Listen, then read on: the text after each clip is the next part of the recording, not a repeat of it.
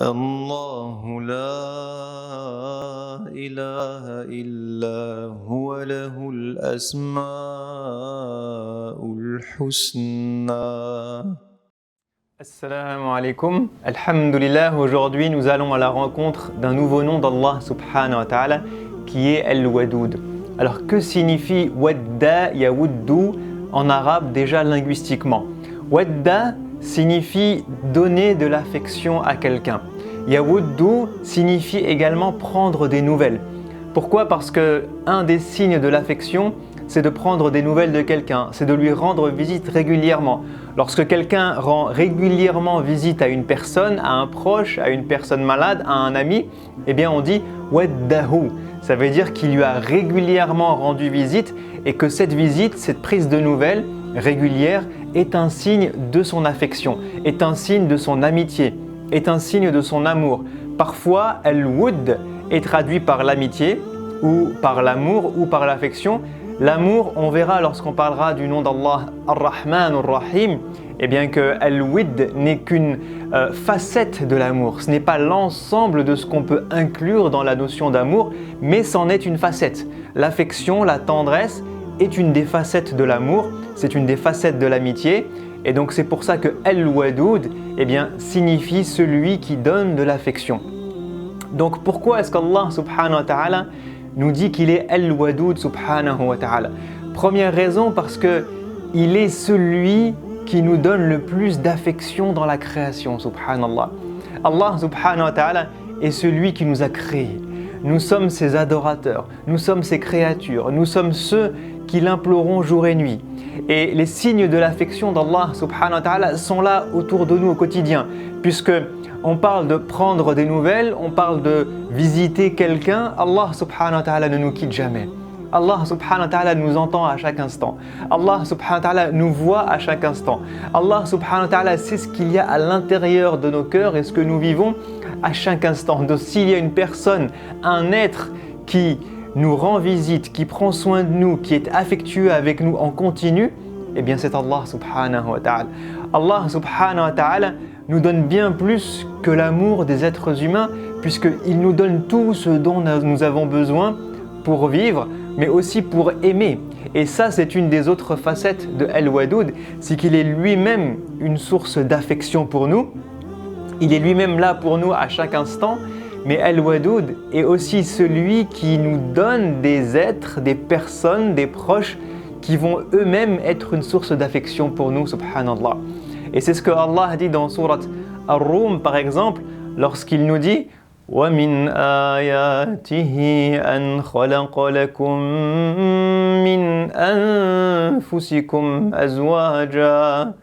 أَزْوَاجًا لِتَسْكُنُوا إِلَيْهَا وَجَعَلَ بَيْنَكُم مَّوَدَّةً وَرَحْمَةً إن في ذلك لآيات لقوم يتفكرون. Allah nous dit qu'il est celui qui a créé nos époux, nos épouses, nos moitiés, les personnes avec lesquelles on partage notre vie, les personnes avec lesquelles on partage de l'amour, les personnes avec qui on partage de la tendresse, les personnes avec qui on partage des moments intimes, les personnes aussi avec qui on partage nos épreuves, nos douleurs, les personnes avec qui on va se vider, on va parler, on va communiquer. Allah dit dans Azwaj l'ensemble de tout ça. Ce sont nos moitiés littéralement. Al-Azwaj, ce sont des duels, ce sont des couples, ce sont des personnes qui sont faites l'un pour l'autre. Et Allah nous dit que entre ces azwaj, eh bien, il a mis de la mawadda et de la rahma. Donc de l'affection, de la tendresse, de l'amour. C'est ce qu'Allah subhanahu wa ta'ala met entre les époux. Et donc toute l'affection, la tendresse, l'amour, l'amitié que vous pouvez vivre dans votre quotidien, eh bien sa source c'est Allah subhanahu wa ta'ala. C'est Allah qui vous a donné un époux ou une épouse que vous aimez, que vous chérissez, avec qui vous êtes affectueux et tendre l'un pour l'autre. C'est Allah qui vous a donné ses parents, qui vous aiment tant qu'ils sont là pour vous et qu'ils vous aiment même plus que eux-mêmes, qu'ils vous font passer avant leurs propres besoins. C'est Allah qui vous a donné des enfants et qui a fait que vous aimez tellement vos enfants, que juste le fait de les voir jouer, de les voir sourire, eh bien vous procure ce bonheur, cette joie, cette tendresse, cette affection dans vos cœurs, qui fait que vous avez envie de les prendre dans les bras, de leur faire un bisou, de leur faire un câlin. Qui vous a donné vos amis? Allah subhanahu wa ta'ala est celui qui nous donne nos amis, qui fait qu'on arrive à trouver des personnes avec qui nos cœurs vont s'entendre, avec qui nos cœurs vont partager des moments d'intimité, des moments d'affection, des moments de tendresse, des moments de complicité, des moments de joie, des moments de tristesse. Allah subhanahu wa ta'ala est celui qui nous entoure de toutes ces personnes dont nous avons besoin parce que l'être humain a besoin d'affection. Et d'ailleurs, c'est une des réflexions des savants sur le mot « insan ». Certains savants disent que « insan » vient de « nasiya », de la racine « nasiya » qui signifie « oublier » parce que l'être humain oublie naturellement. Mais d'autres savants, et wallahu a'lam, je penche plutôt vers cette option, disent que le terme « insan » vient de « al-uns ». Al-uns, c'est le fait d'être ensemble. C'est le fait d'avoir besoin de quelqu'un pour vivre avec. C'est le fait de ne pas pouvoir vivre seul. Et l'être humain est conçu comme ça. L'être humain a besoin d'affection. L'être humain a besoin d'être entouré. L'être humain a besoin d'amour. Il a besoin d'amitié. Il a besoin de quelqu'un à qui se confier. Il a besoin de quelqu'un avec qui avancer. Et c'est ça qu'Allah subhanahu wa ta'ala nous donne. Et c'est la manière dont il répond à ce besoin en étant Al-Wadoud subhanahu wa ta'ala. Il répond à nos besoins d'affection en nous donnant premièrement lui comme premier être affectueux envers nous, lui comme premier être qui nous aime, lui comme premier être qui est là pour nous à chaque instant, qui prend de nos nouvelles, qui nous donne de la tendresse, de l'amour, de l'affection. Et ensuite, il nous entoure de beaucoup d'autres personnes pour répondre à ce besoin d'affection dont nous avons besoin. Et il nous donne nos parents, nos enfants, nos époux, nos amis, toutes ces personnes qui vont être là pour nous et qui vont remplir nos cœurs d'amour, d'amitié ou de tendresse ou d'affection. Subhanallah. Donc Al-Wadoud est celui qui nous donne tout ça. Et Al-Wadoud a aussi une troisième facette, et qu'il est le seul être capable de transformer les cœurs des gens et de transformer les émotions que nous avons et de transformer une émotion d'animosité, une émotion d'adversité en une émotion d'amour ou d'amitié ou d'affection. Subhanallah. Allah dit à son messager: عسى أن يجعل بينكم وبين الذين عاديتم منهم مودة والله قدير والله غفور رحيم. Allah dit à son prophète sallallahu alayhi wa sallam: peut-être bien qu'un moment je vais vouloir أن يجعل بينكم, faire qu'il y ait parmi vous ou entre vous وَالَّذِينَ عَادَيْتُمْ, ceux avec qui vous avez de l'adversité, de l'animosité, ceux qui sont vos ennemis, subhanallah, mawadda. Donc Allah subhanahu wa ta'ala est celui qui est capable de transformer un ennemi en ami. Allah est celui qui est capable de transformer un adversaire juré en un ami intime, subhanallah. Et on le voit dans la vie du prophète sallallahu alayhi wa sallam, on le voit dans la vie des compagnons. On voit que certains compagnons ont été des ennemis jurés du prophète sallallahu alayhi wa sallam, comme Omar ibn al-Khattab qui détestait à un moment le prophète sallallahu alayhi wa sallam, qui était prêt à faire n'importe quoi pour qu'il se taise. À un moment, il était même prêt à le tuer. Et c'est juste avant cette volonté de tuer le messager de Dieu sallallahu alayhi wa sallam qu'il s'est réveillé et qu'il est devenu croyant. Mais il est allé très loin dans son adversité avec le prophète sallallahu alayhi wa sallam. Et subhanallah, lorsque vous regardez ce même personnage quelques jours plus tard ou quelques années plus tard, regardez quel est l'amour qu'il avait pour le prophète sallallahu alayhi wa sallam, l'affection qu'il avait pour le prophète sallallahu alayhi wa sallam, la tendresse qu'il avait pour le prophète sallallahu alayhi wa sallam, l'obéissance et le respect qu'il avait pour le prophète sallallahu alayhi wa sallam, qui a transformé son cœur, qui a fait que deux cœurs ne pouvaient pas se supporter et que du jour au lendemain, ils sont devenus les meilleurs amis du monde. C'est Al-Wadoud subhanahu wa ta'ala, et Allah le rappelle à ses compagnons. Allah rappelle aux compagnons du prophète sallallahu alayhi wa sallam ces différents épisodes et il leur dit: وَاذْكُرُوا نِعْمَةَ اللَّهِ عَلَيْكُمْ, et rappelez-vous de ce bienfait qu'Allah a eu sur vous.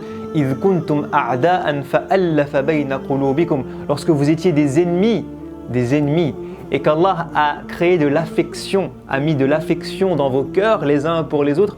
فَأَصْبَحْتُمْ بِنِعْمَتِهِ إِخْوَانًا. Vous vous êtes transformés et vous êtes devenus, grâce à cette affection qu'Allah a insérée dans vos cœurs, vous êtes devenus des frères. Vous êtes devenus des frères, même plus que des amis. Vous êtes devenus des frères, des gens qui partagent tout, des gens qui se donnent tout, des gens qui sont là les uns pour les autres. Les croyants étaient des frères et des sœurs en Allah subhanahu wa ta'ala grâce à l'affection que Al-Wadoud a mis dans leur cœur. Donc tout ça nous montre la force, la puissance de Al-Wadoud, que ce soit dans l'affection qu'il nous donne à nous directement, ou que ce soit dans l'affection qu'il met dans les êtres qui nous sont chers et qui nous accompagnent, ou que ce soit dans l'affection qu'il insère dans les cœurs des personnes pour que même des adversaires, même des ennemis, puissent devenir les meilleurs amis du monde, puissent devenir des frères en Allah subhanahu wa ta'ala. Alors maintenant, comment vivre ce nom d'Allah, Al-Wadoud? Eh bien, 2 conseils que je me donne et que je vous donne, Inch'Allah.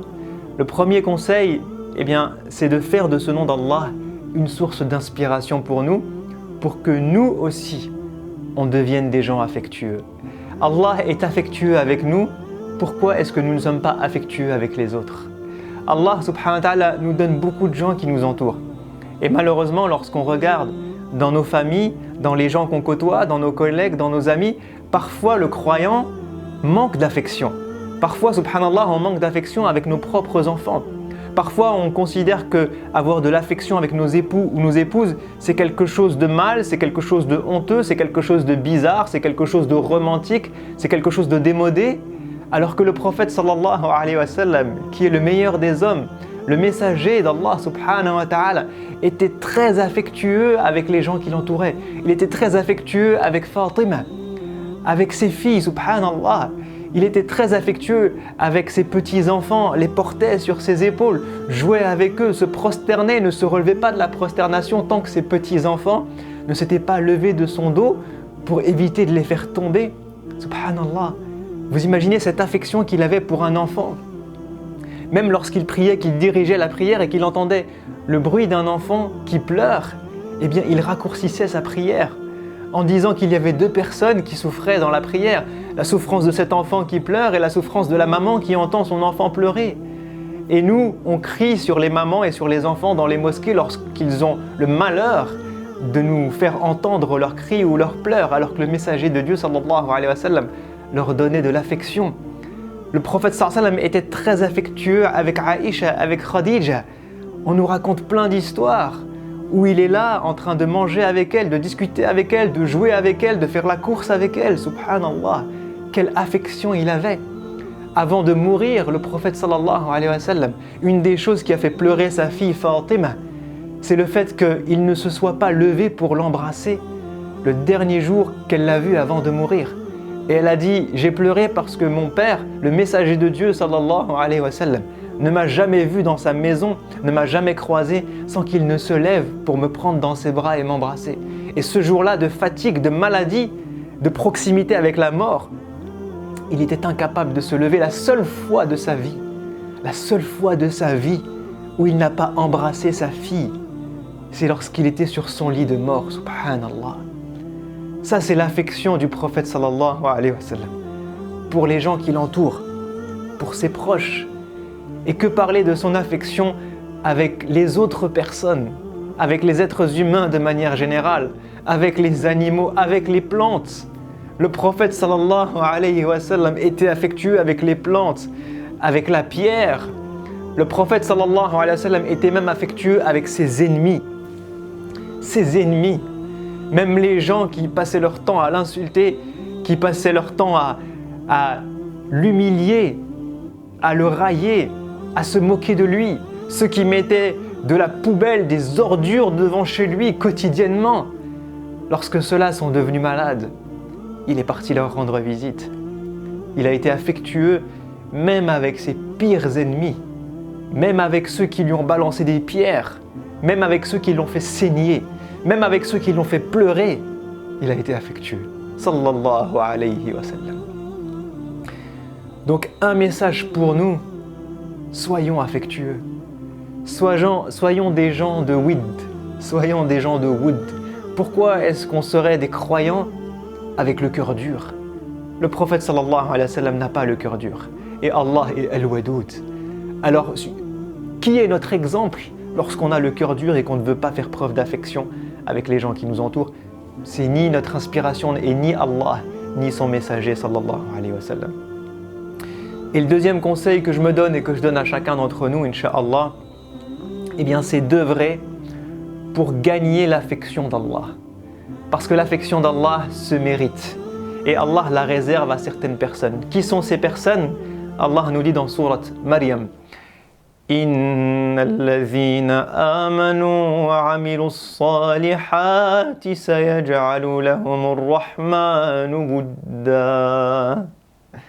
Ceux qui ont la foi, ceux qui ont travaillé la foi dans leur cœur, ceux qui ont réellement ce cœur rayonnant par la foi en Allah subhanahu wa ta'ala. Et ceux dont cette foi s'est transformée en acte, ceux dont cette foi est sortie du cœur pour aller vers le corps et devenir des actions concrètes, quotidiennes. Wa amilus salihat, ont agi, ils ne sont pas restés chez eux à attendre en disant la foi c'est dans le cœur. Là, wallahi, ils ont agi, ils ont œuvré pour Allah subhanahu wa ta'ala. Les gens qui ont couplé ces deux objectifs, ces deux manières d'être et de vivre, Allah dit sayaj'alu lahumur rahmanu wudda. Allah, pas uniquement Allah, Ar-Rahman, Ar-Rahman, Ar-Rahman leur donnera son affection, subhanallah. Wallahu akbar. Et ces versets arrivent dans un contexte dans Surat Maryam qui parle beaucoup du jour du jugement. Qui sera affectueux envers vous le jour du jugement? Qui prendra de vos nouvelles le jour du jugement? Qui aura de la tendresse pour vous le jour du jugement? Qui sera là à vous écouter ou à vous rendre service le jour du jugement? Qui vous prendra dans ses bras le jour du jugement? Qui sera là pour vous si ce n'est pas Al-Wadoud? Donc si vous voulez gagner l'affection de Al-Wadoud, mais pas uniquement l'affection de Ar-Rahman, l'affection de Ar-Rahman, sayaj'alu lahumur rahmanu wudda. Si nous voulons gagner l'affection de Ar-Rahman dans cette vie et dans l'au-delà, alors travaillons la foi dans notre cœur. Faisons de nous des vrais croyants, des mu'minines, des gens qui ont la foi bien ancrée dans leur cœur, qui croient en Allah subhanahu wa ta'ala, et que cette foi rayonne dans nos actes. À ce moment-là, eh bien, nous gagnerons, Inch'Allah, eh bien, l'affection de Ar-Rahman. Puisse Allah nous l'accorder à tous. Je vous dis à la prochaine, Inch'Allah. Assalamu alaikum wa rahmatullahi wa barakatuhu. الله لا إله إلا هو له الأسماء الحسنى